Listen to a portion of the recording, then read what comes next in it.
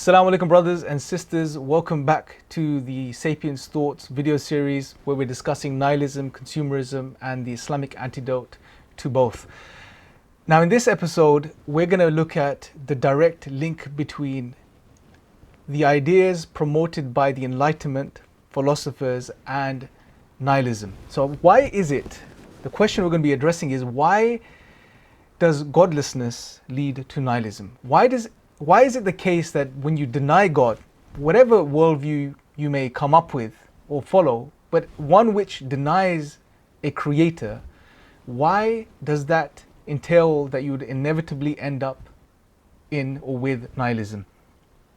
Now the reason is very simple. When you deny God, essentially what you're saying is that there is no creator, there is no cause behind the universe, behind existence. And ultimately what you're essentially saying, therefore, is that everything that exists, the universe and everything within the universe, is a result of an accident. It's one big accident, essentially.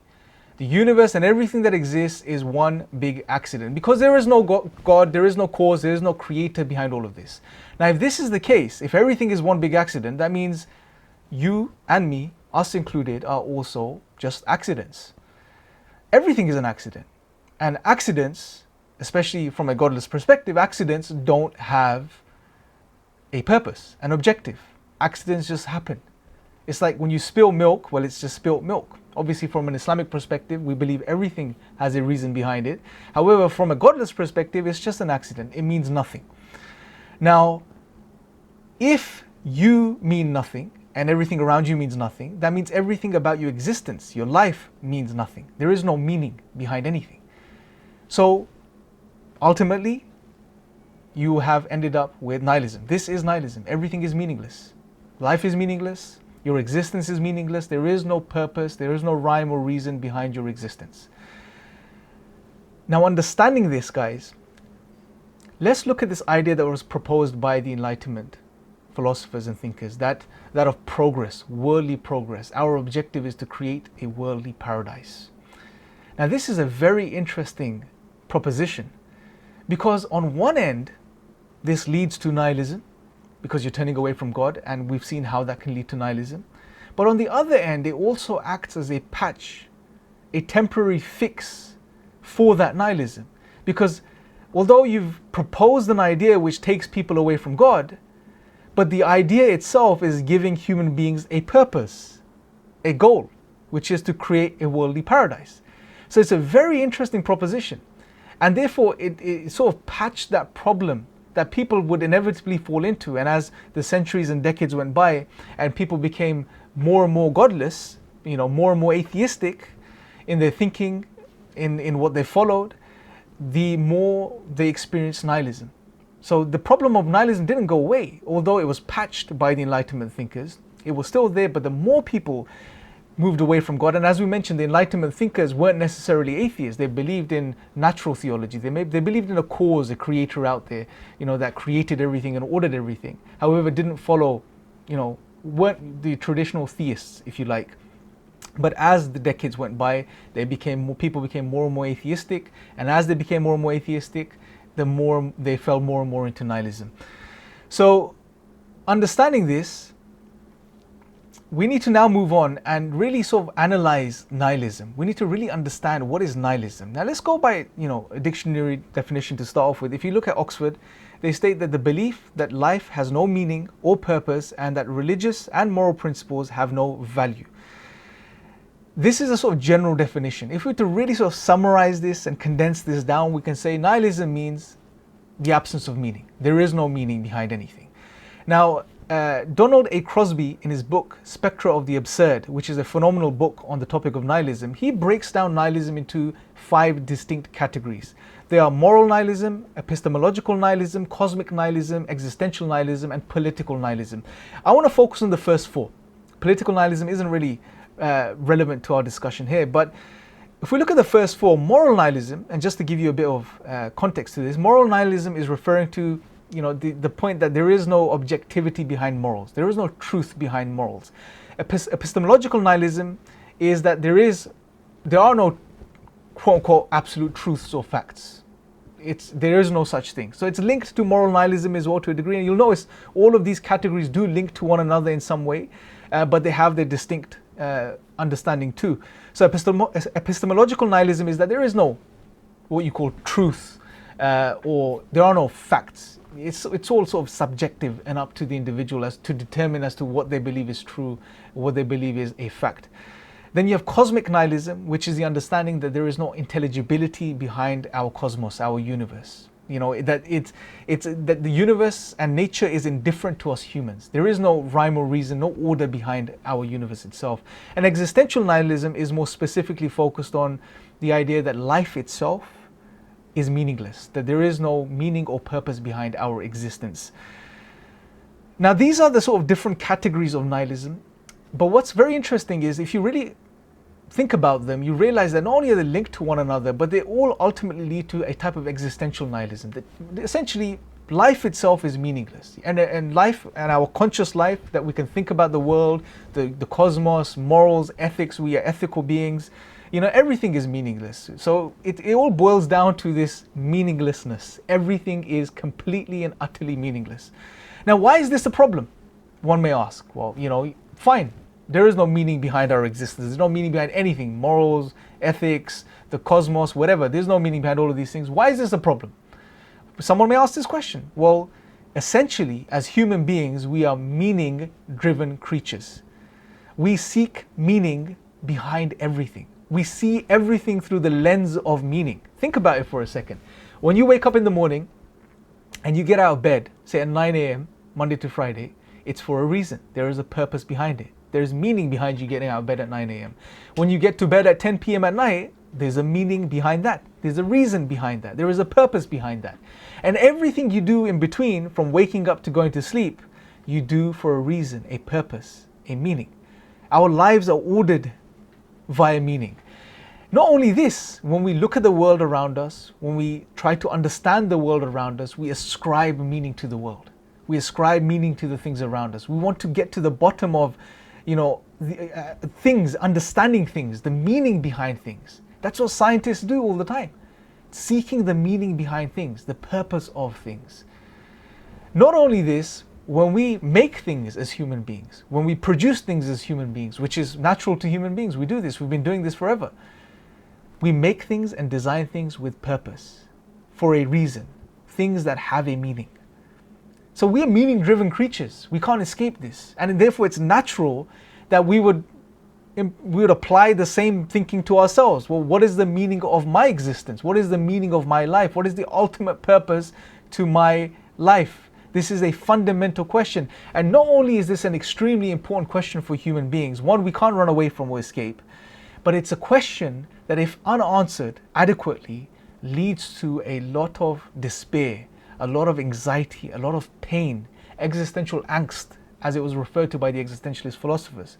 It's not something you're like, oh, life is meaningless. That's it. I'm going to sit there and do nothing. I'm okay with that. I'm happy about that. No, it causes a lot of pain. It causes a lot of distress.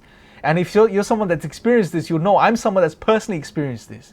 And it leads you to a very dark place, you know, and to a place that when you're there, you can't think about anything else. You can't focus on anything else. You can't worry about anything else.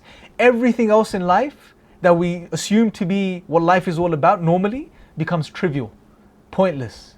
Work, eating, you know, taking care of yourself, family, all of these things become trivial when you're really in that dark spot, when you don't know who you are, when you really engage that question.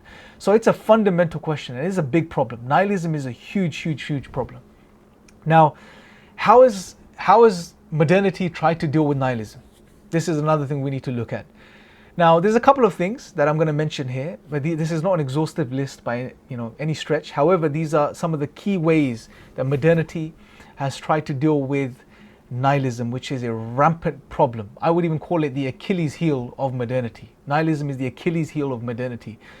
Now, in the 19th century, you had the existentialist philosophers. Now, these were a group of philosophers that focused on addressing these fundamental questions that humans have in regards to our existence, our purpose, why are we here, how are we to live, how are we to engage with the world around us, how are we to understand the world around us. Now, these philosophers included people like Nietzsche, Jean-Paul Sartre, Albert Camus, Kierkegaard, and the list goes on. And these philosophers tried to address this problem. And you have to now also remember the context here. The world has experienced World War I, World War II. Therefore, human beings have experienced atrocities, bloodshed, corruption, a lot of evil. People have experienced what they refer to as the irrational aspects of nature, of human beings. And this has further pushed people now to a state of despair and nihilism. And this is why the existentialist philosophers became really popular at this time in history. And they try to address this problem of meaninglessness. How do we deal with it? Unlike the new atheists today, they were actually people who really thought about these questions and understood, well, in the absence of God, there is no ultimate meaning to life. This is something you'll find common amongst all of these existentialist thinkers and philosophers. Most of them acknowledged that there is no ultimate meaning to life. They began with that point, and then they thought, okay, now how do we remedy this? This is what they essentially tried to do. Now, for example, Jean-Paul Sartre, much of his writing is about taking responsibility, living a responsible life, and so on and so forth, although life is ultimately meaningless. So he tried to patch that problem. Nietzsche tried to do something very similar. Nietzsche's idea, he proposed this idea of the Übermensch or the Superman, and we're going to discuss this in a bit more detail in a minute, so I'm not going to go into too much detail about that right now, but this is what he proposed. And again, it was about creating your own value, creating your own meaning system as a human being, realizing that ultimately there is no meaning to life. Camus, on the other hand, talked about the absurd, what he referred to as the absurd, which was that on one end, we have to acknowledge that without God, life is at bottom ultimately meaningless. And once we acknowledge this, well, yet there's another problem, which is that man can't help but seek meaning. So now you're in this place of absurdity, which is on one end, you understand that there is no ultimate meaning to life, but on the other end, you can't help but seek meaning. And you're between this struggle throughout your life. And you have to navigate this space essentially. So this is how they would sort of try to tackle this issue of nihilism. But ultimately what they were doing is they were just making things up. In a crude way, if I was to summarize this, they were literally making up things to plug this hole, which they acknowledged, which was life is ultimately meaningless. So they had no answers to this question. All they were saying is, what you can do is you can make up an objective for yourself, something that's more virtuous and something that has some ethical drive to it, that you are to have a higher value system, you're to be a responsible human being, take care of others, but make up your own meaning. And they tried to also suggest that this was in some way, somehow, a meaningful thing to do. Now, on one level, you can understand what they did and you can respect this and you can really sort of commend them for this. But on another level, you have to realize and acknowledge that this is not really addressing the problem, because all one has to do is sit down and think to themselves, you know what, as good as this sounds, this is nothing short of lying to myself. I'm just making this up. This ultimately means nothing. Ultimately, it means nothing. Because ultimately my life at bottom has no meaning or purpose.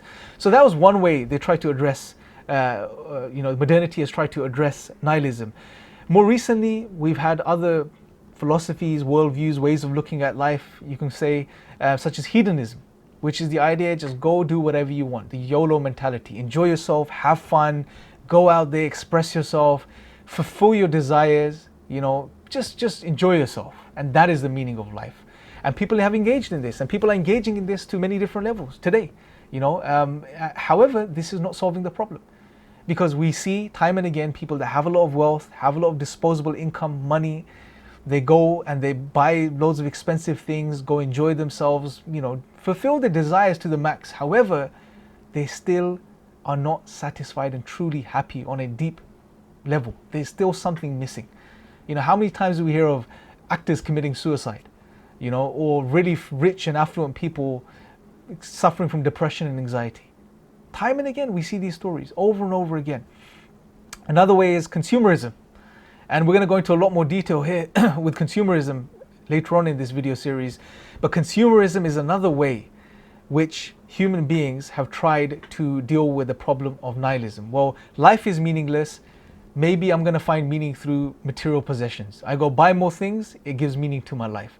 And this is something that's been pushed and promoted by the people that are running these systems, if you like, because this, it's like killing two birds with one stone. On one end is something that's going to lead to exponential economic growth. It's going to lead to us attaining paradise on earth.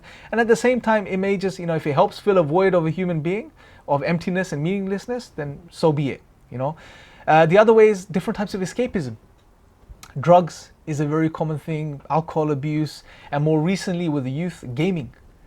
People are choosing to lose themselves in this digital sphere, spending hours a day playing games. And it's very interesting the games are designed. There are levels in the game, right? You have a purpose, an objective in a game.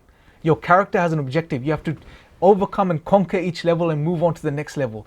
And you have this sense of responsibility and meaning that's given to you in this digital space. But it's unfortunate that people are choosing to lose themselves in these games because that's not reality. And people, especially the young people, are completely cutting off from the real world and taking responsibility for their lives and things going on around them. So these are the failed ways that modernity has tried to deal with or tackle the problem of nihilism. But at bottom, you cannot run away from or escape nihilism if you continue to deny God. That is the key point here. You can try finding patches. You could try to come up with some fancy, deep sounding philosophies and ideas, but fundamentally, you're still not going to be able to escape this problem. So in the next video, brothers and sisters, we're going to be addressing or looking into nihilism a little bit more deeper, in particular Nietzsche's specific views in regards to nihilism and how he tried to tackle it and what his contentions were against religion and the religious answer to nihilism. So yeah, I'll leave you guys with this. Let me know your thoughts in the comments section below, and I'll see you guys next time. Assalamu alaikum.